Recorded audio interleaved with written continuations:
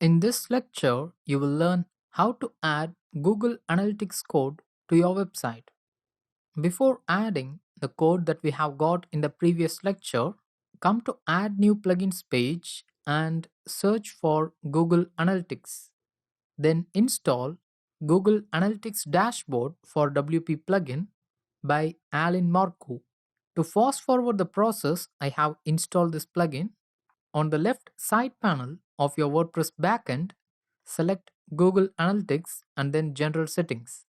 Once you have entered into this page, click on the Authorize Plugin button.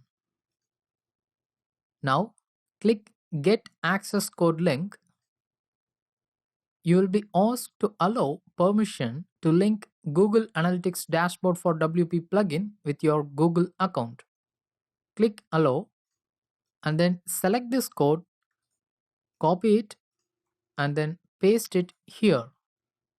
Then click Save Access Code. By default, the plugin will display your property details. Double check whether everything is correct and triple check this tracking ID. See, both the tracking IDs are same. Now, click Save Changes. Now come to Tracking Code on the left side panel and make sure that the tracking options is enabled.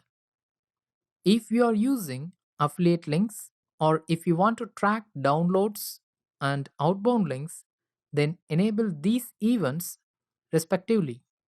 Under Exclude Tracking, if you want to exclude administrators, authors, or contributors from getting into analytics tracking, you can exclude them here. Then click Save Changes. Then come to Front-End Settings. Here you can choose to show the stats to administrator, editor, author, and also contributor.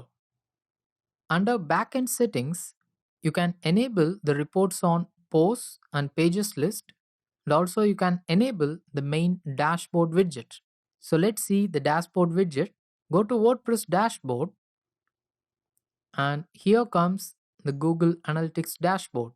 After getting a few visitors to your website, this Google Analytics dashboard will get populated.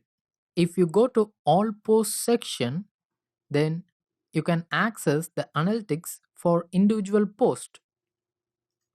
When you click on this little icon, then the statistics for that page for the time span you mentioned here will be displayed.